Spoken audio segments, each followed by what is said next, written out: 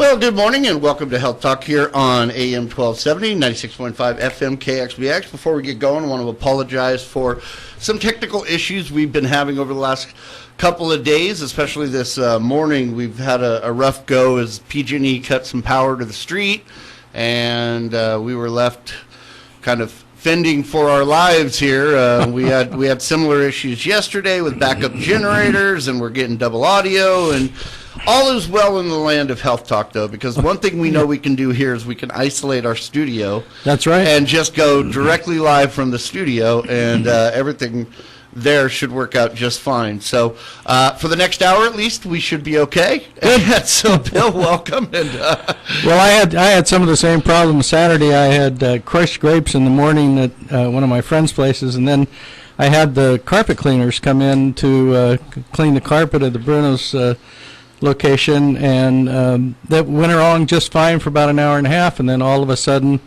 all my computers go down. Oh, no. And I thought, so I hit the circuit breakers, brought them back up again, finally got the computers back. 30 minutes later they go down again. And so I said to this fellow, you're doing something that you weren't doing in the beginning, and I can't afford to, these computers are not going to keep resetting. And so it ended up he had two dryers going. He had one dryer before, and then he plugged them both in, and it was just too much power. So we had to reset everything on Monday morning, and anybody that has computers knows that they just don't go back the way they were before. No. And we have all kinds of health information on those computers that has to be stored. So anyway, we're here today, and I'm going to start out a little bit different today because we talk about our health, and we talk sometimes about our mental health. And we don't really think about how important our mental health is and the issues that we have today. And I was on the internet last night and this morning, and I was accumulating health information, and I saw, this was on MSN, and I saw this heading that said, the most adorable towns in each state.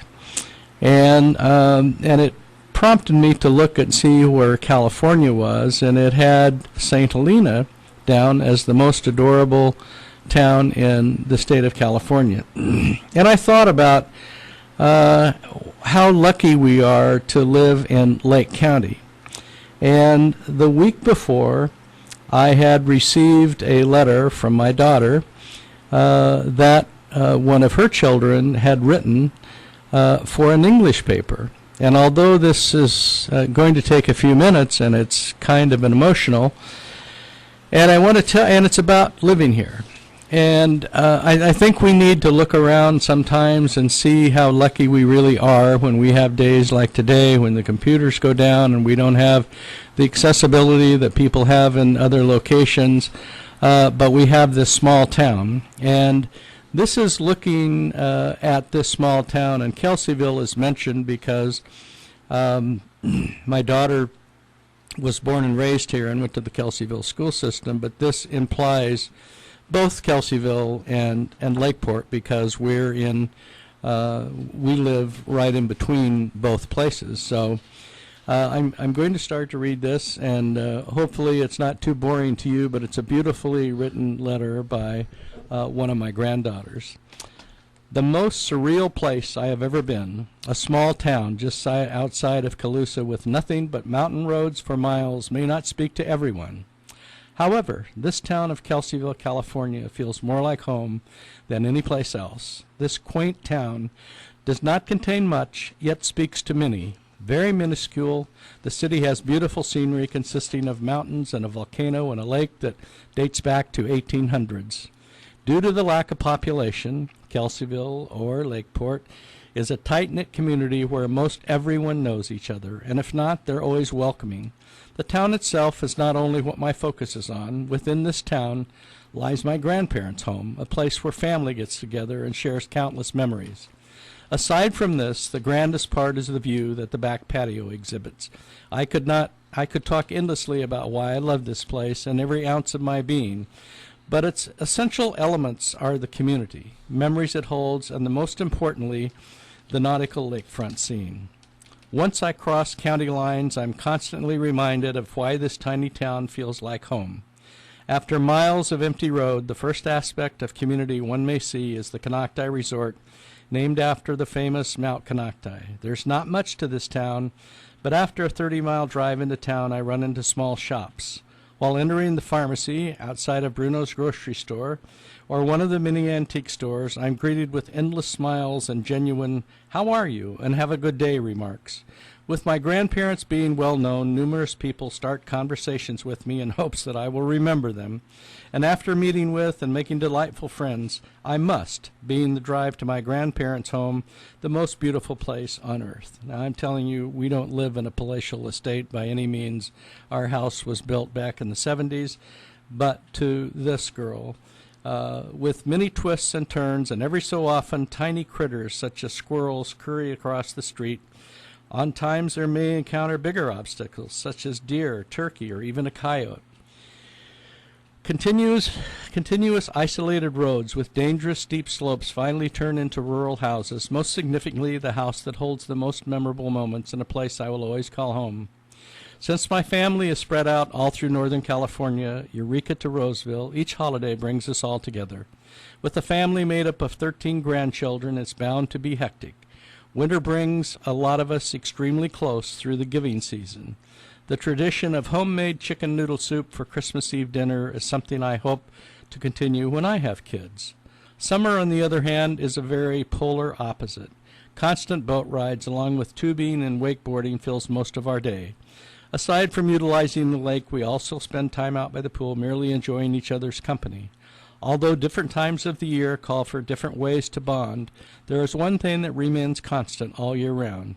Inside the home is a beautiful built-in bar leading to adults hanging out and the kids laughing at all the madness that unravels. Of all the elements that make this place a home, the family memories that we share may be in fact the main reason. On top of the memories that this home provides, there's nothing better than overlooking the lake from our patio. Some may say a specific time of day holds the most beauty. None of those people have experienced the wonders of a Lake County view.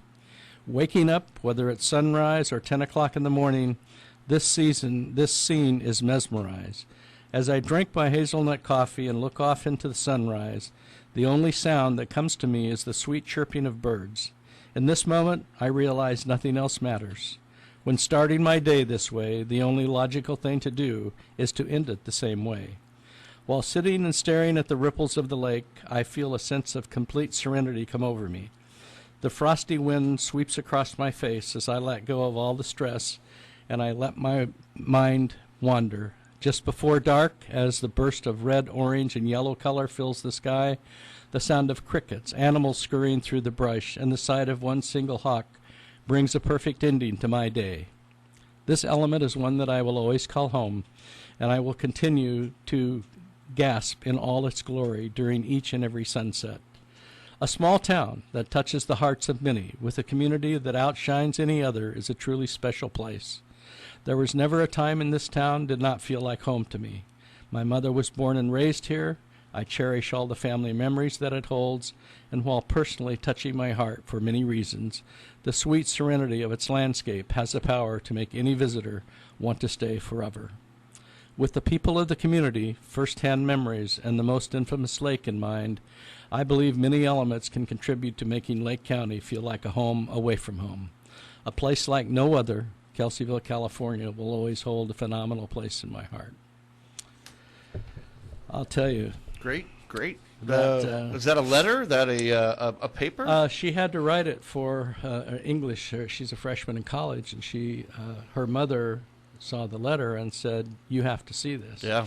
Because her mother is one that has a special attachment for this lake, and all our kids do, but not to the extent, and to be able to translate it into you can create this little village, and when you read that paper, and you can feel the warmth and when sometimes we think that this is a desolate place and why in the world did we move here, and you see somebody from outside come and look so forward to coming here and having that kind of a feeling, mentally it's a huge boost. And sometimes I'm going to keep that letter. And sometimes when I feel down and wonder why I didn't sell my pharmacy to CVS and I'm still working at 74 years old, and I read through somebody else's eyes how beautiful the place that we live is, it means a tremendous amount. You know, it really jumped out at me about that letter, and I have similar feelings about my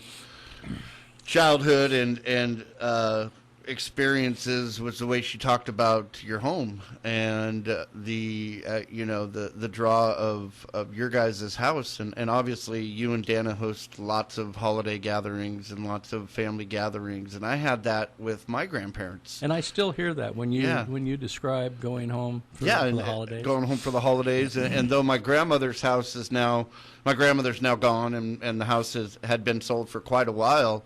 That was the gathering spot for me as a child, that the family always gathered with, whether it be swimming in her pool in the backyard or Christmas or New Year's or whatever it was always there. And that was where, I got to know my family. And so I hear a lot of similarities in that paper and how I feel about my grandparents' home. So, I'd been, for the last few holidays, because of my broken back and broken neck and broken leg and broken this, a lot of the time I've been downstairs trying to recuperate, and I can hear the laughter. Mm-hmm. And my family doesn't look at me as this big, wonderful, big furry grandpa that loves everything. Well, first of all, you're bald, and second of all, you're not very tall. But go on. I mean, the closest to that was my son when he was 4 years old, saying, and I had raised him since he was 2, and he says, "Daddy, when I grow up, I want to be fat, bald, and furry like you." But I'm the guy that says, "Put the toys away, and if you're out in the pool, do this and do that." And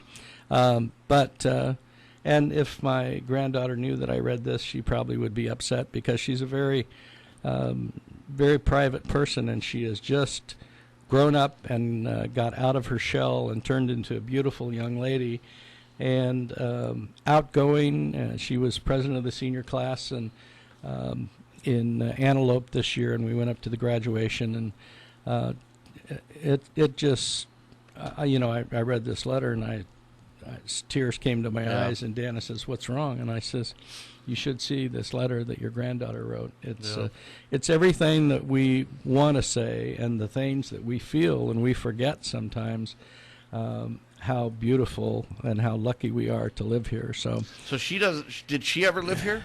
No, she's always been outside of the county. Yeah, wow. They live in Rockland, Antelope area, mm-hmm. and her mom's an executive secretary for a Wood Institute, and her parents are split, and they share residences, and all that. I always thought she was so depressed, and she sits outside, and she's always looking at a book or writing, mm-hmm. and I didn't know what it was. I mean, she was applying for scholarships and got them, but a beautiful girl and a beautiful wonderful ability to be able to put that in words. And my mother was that way. She wrote me letters all the time after my dad kicked me out when I was 16 years old because I was too expensive to raise, and so we were sharecroppers, tenant farmers.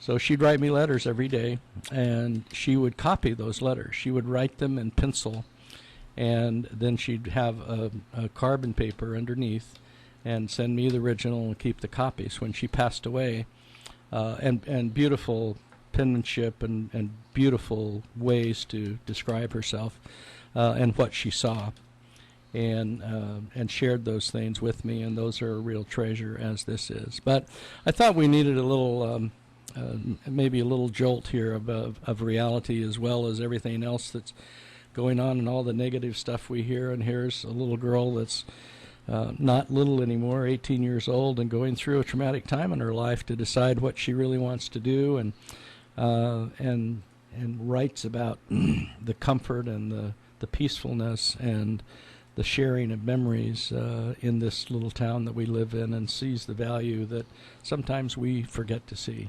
Yeah.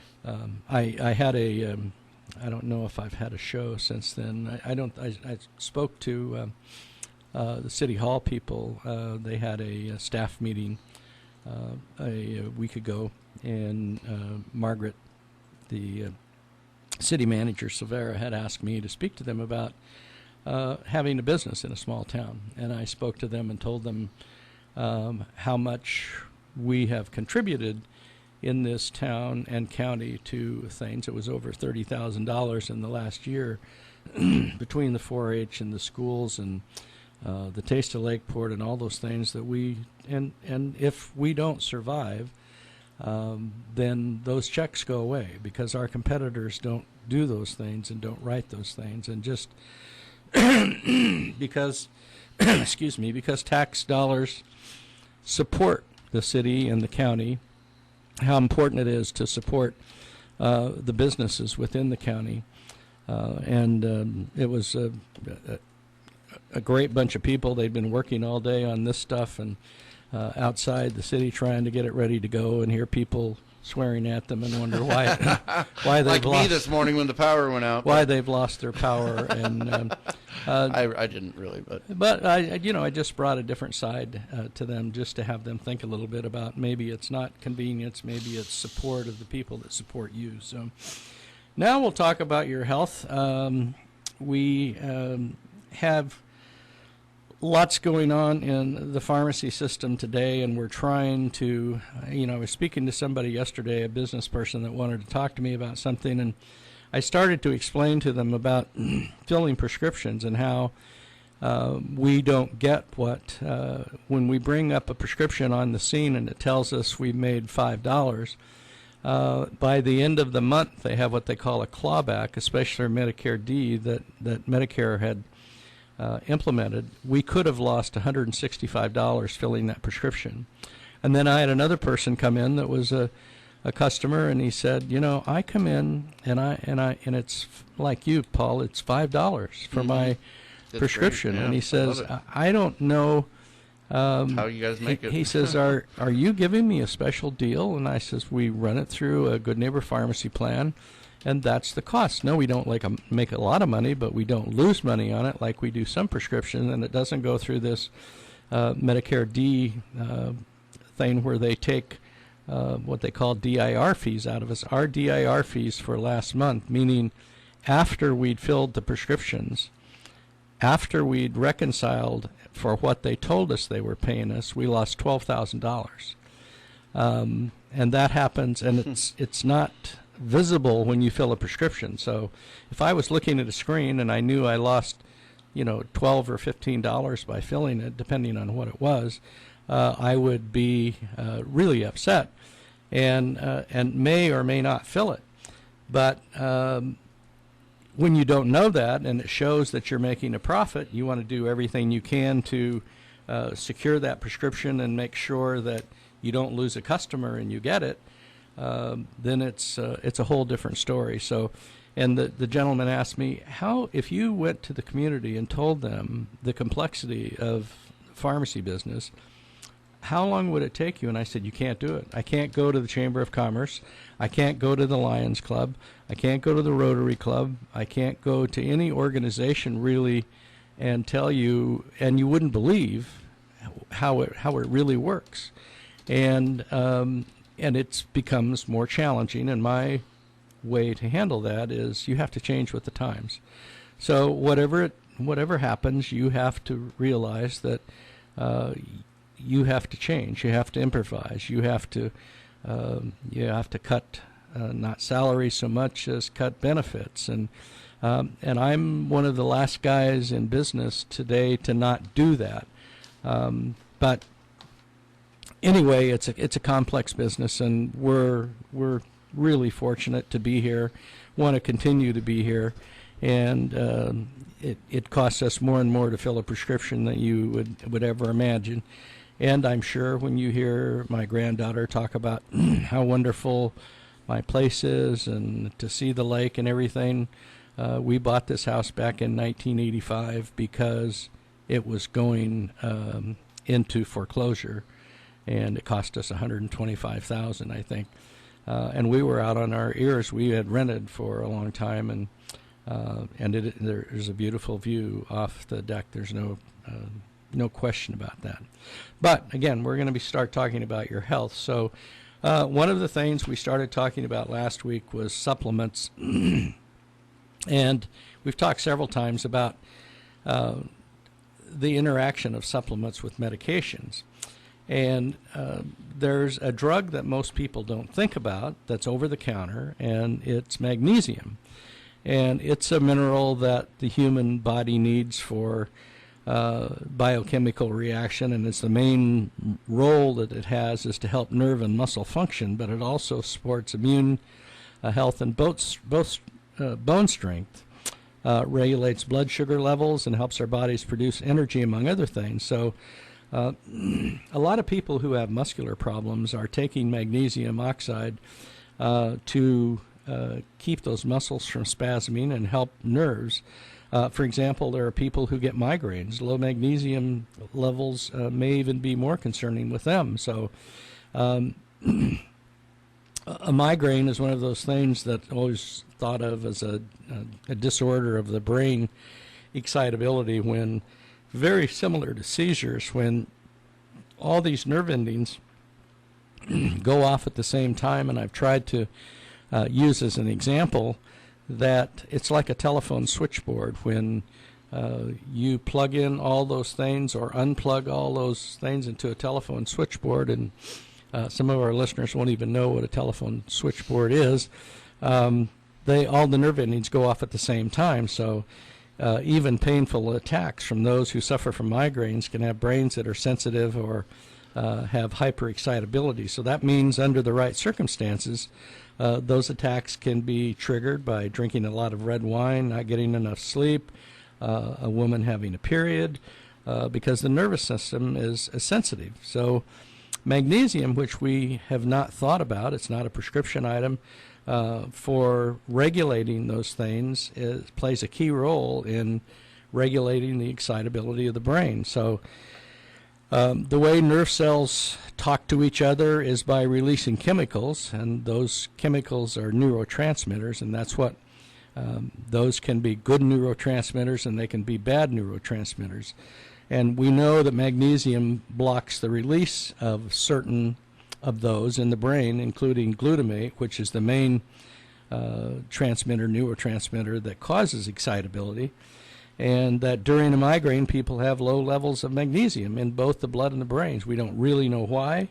The thought is that when levels of magnesium are low, that makes nerve cells more prone to release these chemicals like glutamine or glutamate, and that might contribute to the state of the brain. So when the brain becomes even more excitable is when the attack is more likely. So as the magnesium levels increase, the brain slows down as far as excitability goes. The theory goes less prone to a migraine, and it works to prevent a migraine. It's very good, but not rock solid. And as we've said before about these kind of drugs that are original drugs that are excuse me, not synthetic drugs, that there's not a lot of studies done because there's not a patent on them. So too much magnesium can cause cramping, but starting at a low dose and working up can eliminate that problem. A typical dosage is 200 or 250 milligrams twice a day, or 500 milligrams all at once. Some people can even handle higher doses. I wouldn't experiment with going up and up and up unless you're not getting a response. And I would let your physician know. It's important to remember that it takes a while for magnesium to build up in your body, and it may take 4 to 6 weeks before you get the full benefit. And they're talking mostly about migraines here. We really sell it more often for leg cramps and aiding the heart as well as the brain.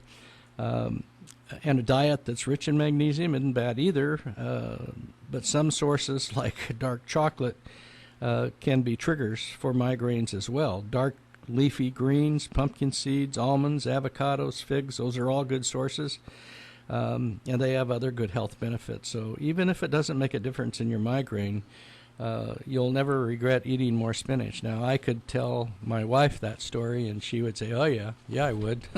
I don't like spinach, and I'm not going to take it. But most of those green, leafy, healthy vegetables, Dana would prefer not to have. She loves She doesn't salad. like spinach?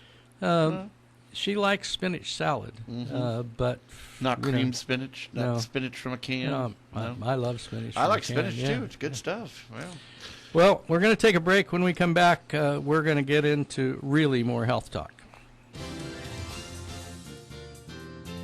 Have you recently been discharged from the hospital or special care facility and you need help in getting around your house? Hi, my name is Bill Kearney, owner of Northlake Medical Pharmacies in Lakeport. My wife, Dana, and I own Northlake Medical Pharmacies in Lakeport. And for the last 6 years, we've been offering a new service in Lake County. Both our pharmacies now sell and rent hospital and medical supplies. So if you need a walker, a rollator, a wheelchair, or a transport chair, we'll rent them to you or sell them to you if you prefer. We also have lift chairs and hand, wrist, knee, leg, and back braces for your comfort if you need them. If you're looking for a pharmacy that has great service, a $4.99-month generic prescription plan, free delivery service to Lakeport, Upper Lake, Nice, Lucerne, and now Kelseyville, as well as rental sales and medical supplies, then you need to come to Northlake Medical Pharmacies on Hill Road across from Sutter Lakeside Hospital and in front of the Bruno's Shop Smart on Lakeport Boulevard.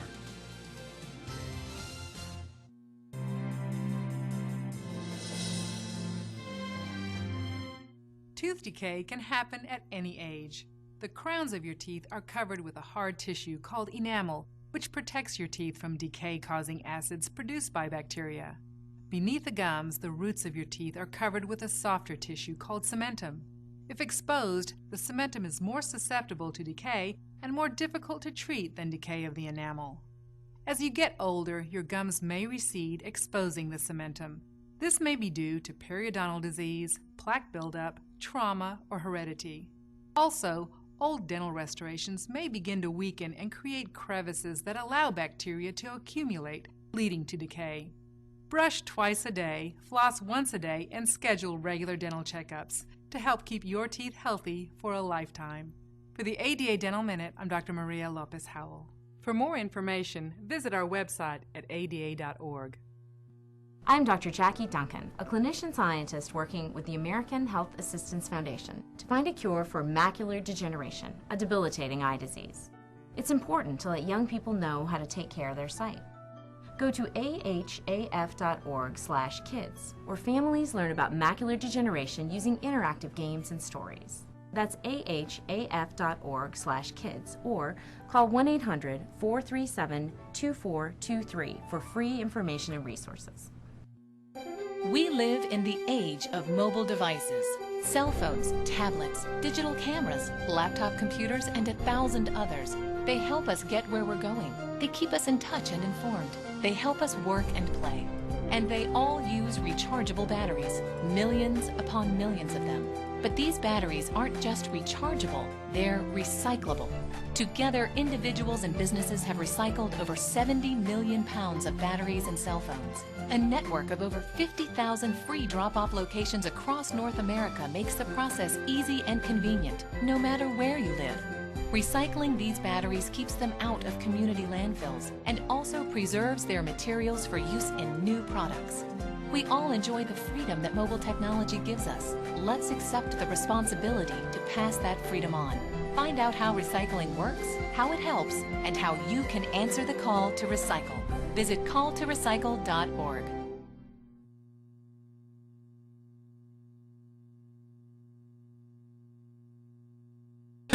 okay, we're back. All right, you've heard me talk about drug prices and how they keep going up, and the specialty prescriptions. I'm sorry, allergies getting me down here, but a new drug came out yesterday, and it's for a degenerative disease called Duchenne muscular dystrophy. It will cost the patients, on average, about $300,000 a year. What? Not exactly a steal, even by pharmaceutical standards, but Wall Street analysis are expecting to we're expecting a much higher number, and even said the new price was quite a bargain.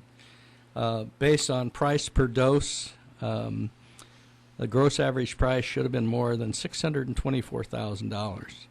But because of the $300,000 figure, which includes projected compliance rates and government discounts, we assume that the company, which is Sarepta, will be providing significant discounts.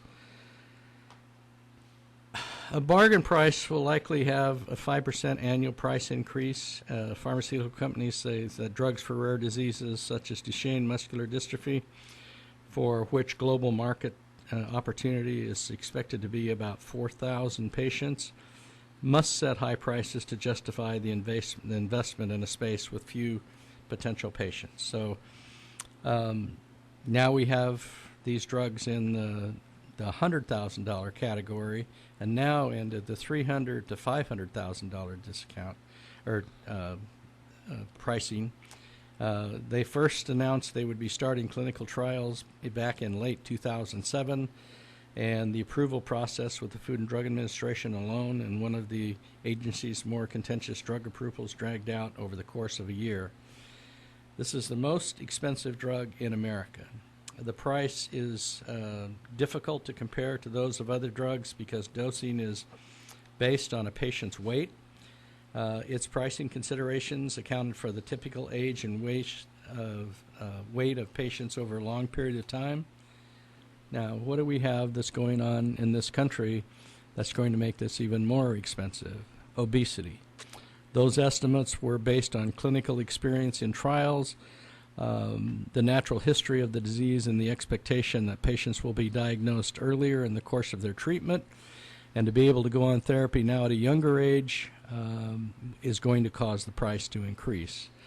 But unlike other pricey drugs such as the Gilead's Harvoni and Sovaldi, it will likely to be a medication patients take for the rest of their lives.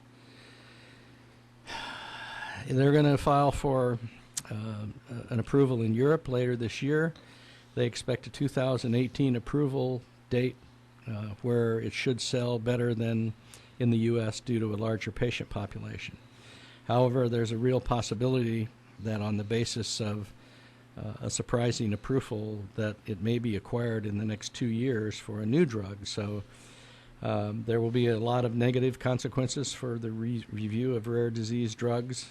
It's a major game changer.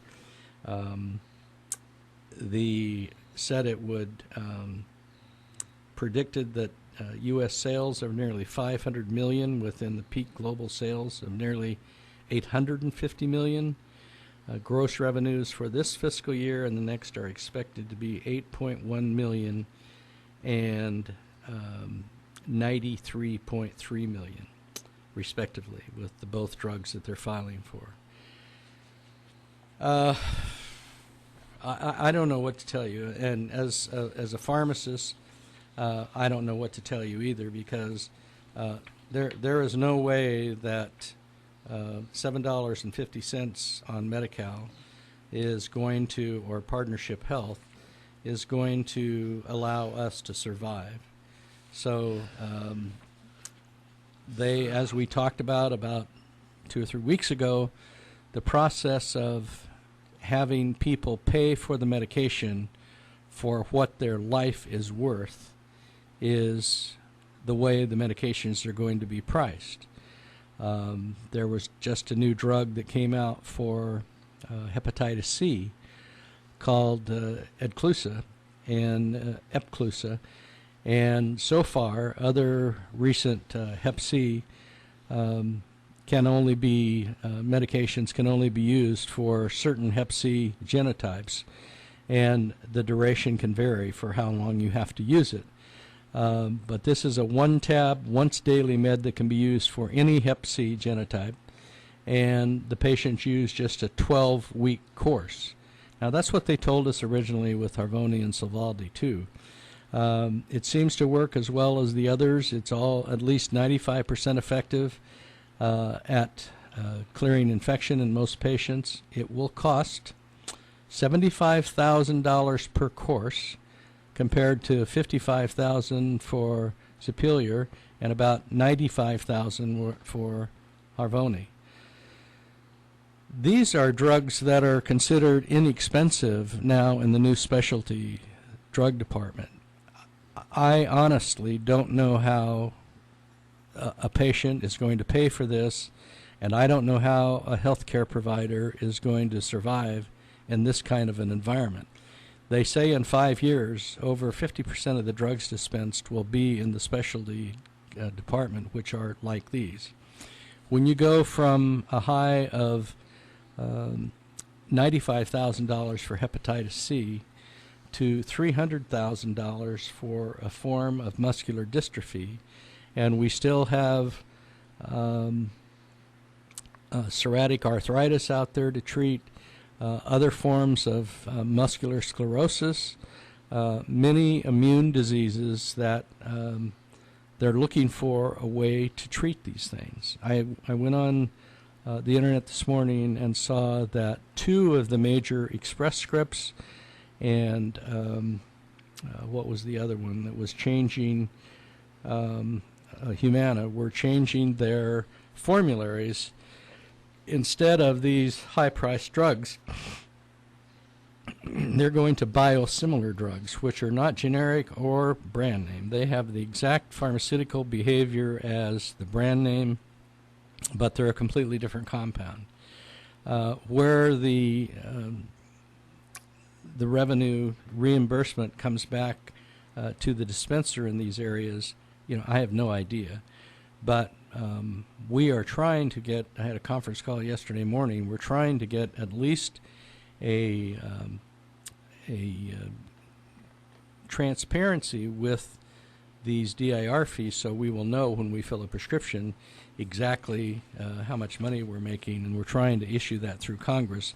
The board of directors I'm on has 1,384 stores, and we're signing on with the National Community Pharmacy Association to endorse that to get new sponsors for the bill. So back to something that's a little more common for us, and that's oral health, brushing your teeth, doing things like that. Patients are asking which meds can discolor teeth. Now, back in the old days, the only one we worried about was tetracycline. It's a well-known offender. Teeth may permanently turn yellow or gray or brown with tetracycline or doxycycline, or blue, green, or gray with minocycline. And these are, tetracycline is a very long in stock and used antibiotic from 50 years ago or more. The minocycline, which was a lower, you had to take it a fewer amount of days, and the doxycycline are both taken short periods of time. But this often occurs during tooth development, and when the med is deposited in the enamel, the minocycline can be a problem even after the teeth have been formed. And the reason that it was such an issue back then is tetracycline was used for adolescents when they were getting pimples and really bad, severe acne. And it was used on a daily basis and right while they were developing more teeth. So we continue to avoid tetracycline when possible in kids younger than 8 years old and in pregnant women. It's pretty comfortable if kids get doxycycline with its benefits outweigh its risk, as we always talk about risk versus benefit analysis. And minocycline, which is Minicin, doses over 100 milligrams a day. Discoloration can develop in just a month, so to years after starting it, so you need to be careful. The thing we've never heard about or talked about is fluoride products. Toothpaste that help prevent cavities, but too much fluoride while teeth are developing can lead to fluorosis, which is permanent white spots and brown stains and pitting. If you're a parent, you want to supervise kids when brushing, because we have all these fluoride ingredients out now in regular toothbrushes. Advise using just a pea-sized amount of fluoride toothpaste and spitting out after brushing. Mouth rinses, chlorhexidine, which in almost every dentist office, when you have any work done to your teeth that causes any kind of a trauma, they give you a prescription for chlorhexidine. And it's a solution that you take a capful and rinse your mouth for 30 seconds or a minute and then spit it out. Paradex is the brand name you might have heard of, but that can lead to yellow or brown staining on the surface of the teeth with prolonged use. Now, I had my total mouth rebuilt about 10 years ago with surgery from the top of my mouth to be added to my gums, and I used chlorhexidine a lot, and I never had a problem with it.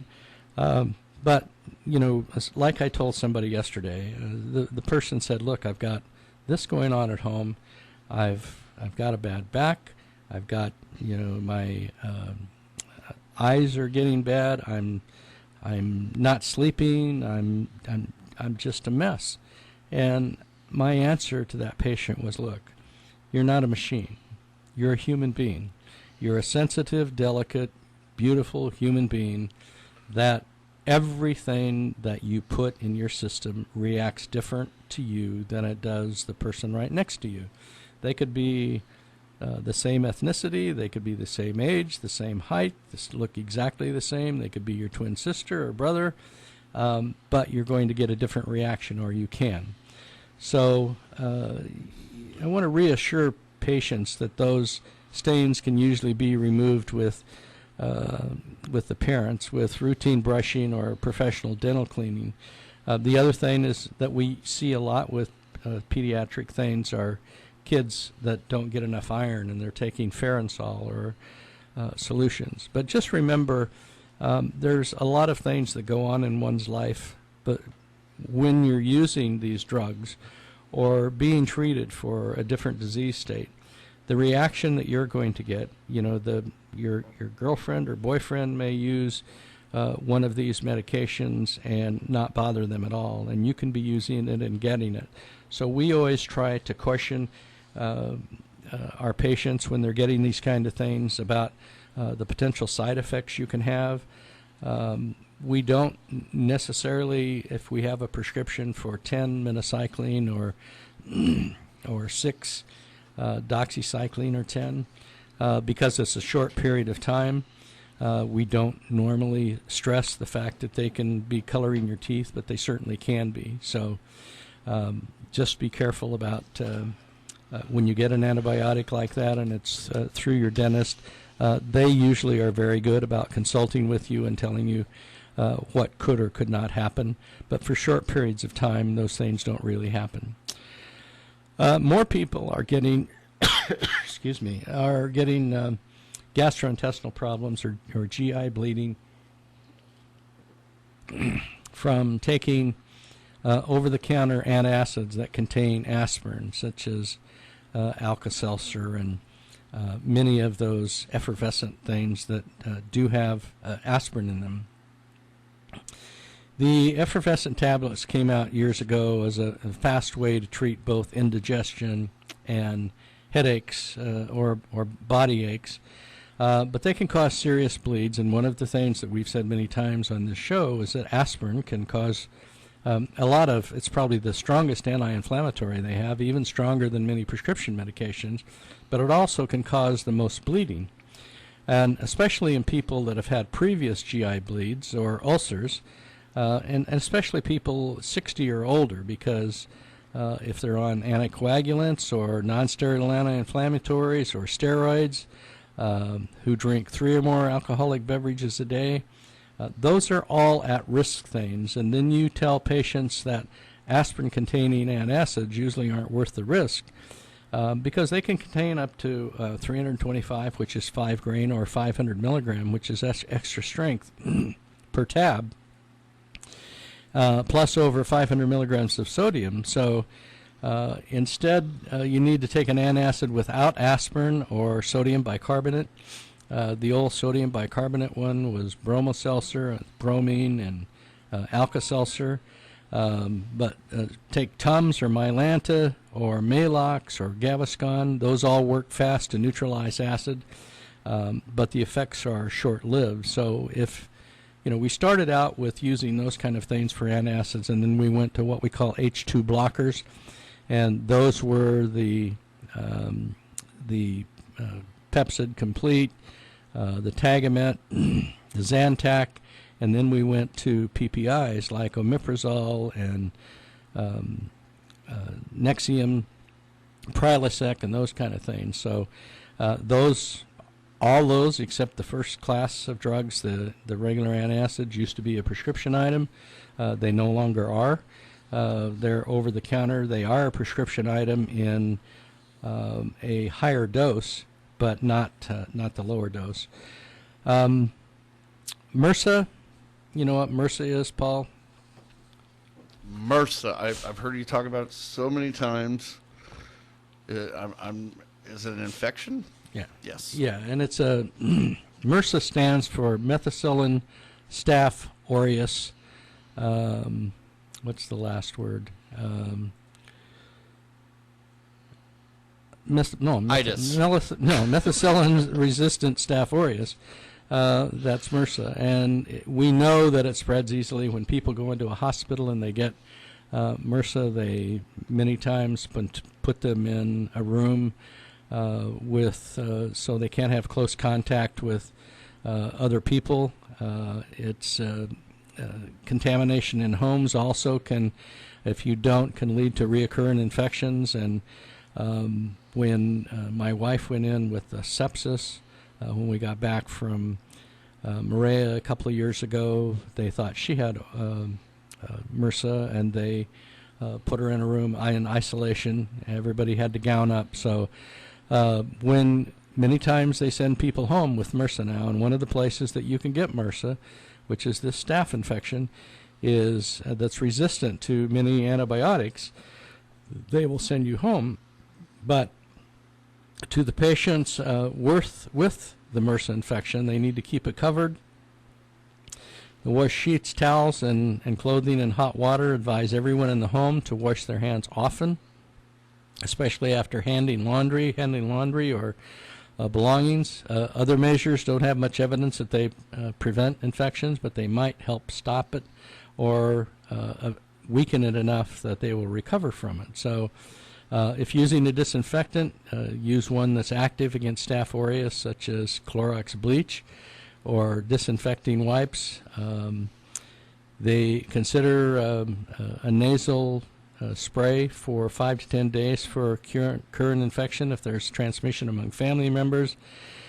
And you could also use a chlorhexidine soap, which is like Hibiclens, for 5 to 14 days, or dilute bleach baths twice a week for 3 months. There's not much evidence that these extra measures help that much, but anytime you can keep MRSA from spreading, you're doing yourself and the community a favor. So it's always very important to use everything you have to try to keep that from spreading throughout the community, because it can move very rapidly. Epinephrine, the EpiPen, we hear about it every day. There's going to be more questions from Congress and everybody about epinephrine auto-injectors. The 2-pack now costs about $810 or $610. The other singles cost about $400. The generic should be on the shelf soon. That's still going to be $300, and it costs about less than $25 to make this product. The high prices are leading to questions about using it with a separate syringe to save money. That's the way we used to do. If we were giving shots, we would give, and we had a reaction to a shot, we would inject with just a pen, fill out of an epinephrine bottle and inject it. But that's hard to get exactly the right dose. So that would be a last resort. So you must drop only a quarter to 0.3 of a milliliter, and it can be tricky, especially in an emergency. So we want to educate everybody on the proper use and somehow get the cost of that down so it's affordable to everybody. Speaking of reactions to shots, Yesterday, we got in our flu shots. We started immunizing yesterday afternoon. When I get back this afternoon, after lunch, 1 o'clock, I will be giving flu shots again. So it's important for as many people. I know that we were later to get the flu vaccine than some of our competitors. We did everything we could to get it in faster, but it just wasn't to be. So come in, fill out the little form. Most every insurance company pays for it. Medicare pays for it. Partnership Health pays for it. Medi-Cal pays for it. Most Blue Shields and Blue Cross pay for it. But don't hesitate to get it. They tell us there's going to be more than enough vaccine. We've heard that before. We heard that this year, that it would be out early, and we would be able to start immunizing back in August. We didn't get it when we were supposed to get it. It was promised 2 weeks ago, then it was promised last week, and we finally got it yesterday. So want to remind you, if you haven't looked at the weather forecast lately, if you haven't heard Paul's weather, it's been changing. In the Bay Area today, they got some rain. Yeah. And they're getting some snow in the mountains. Snow in the mountains, yeah. If you've looked out at your trees lately or looked in your pool and Leaves it's are falling. full of leaves, you Yeah. know that the seasons are changing. I think it's next week, the autumn, I don't know. It's got to be. Maybe it's tomorrow. Maybe it's tomorrow, yeah. Yeah, the 22nd. Usually it's 21st, 22nd of September. Yeah. We're officially in fall, yeah. So you're going to have to focus into that other. I almost threw a jacket in the car today because I wore pants. Did I you? haven't worn pants all summer. It's Yeah. been so hot. Today's the first day I wore pants. Instead of shorts. Yeah, Okay. well, yeah. I'm glad I you clarified glad you clarified that. We'd have people coming in with cameras and taking pictures and hoping that. And I want to remind you also about the free vitamins at our store. So I'm going to remind you there's two of us. There's Northlake Medical Pharmacy at Hill Road at 5136 Hill Road East across from Sutter Lakeside Hospital. Call us there at 263-6192. And outside the Bruno Shop Smart at 347 Lakeport Boulevard. Call us there at 263-1328. Thank you, Paul. Thanks, Bill. And next week I'll be off, so we're going to have a recording next week. So you're going to come in tomorrow and do that, and then we'll be live again the week after that. So, Looking forward to it. all right, thanks, and be sure to tune us in on Wednesdays here at AM 1270, 96.5 FM, KXVX Lakeport.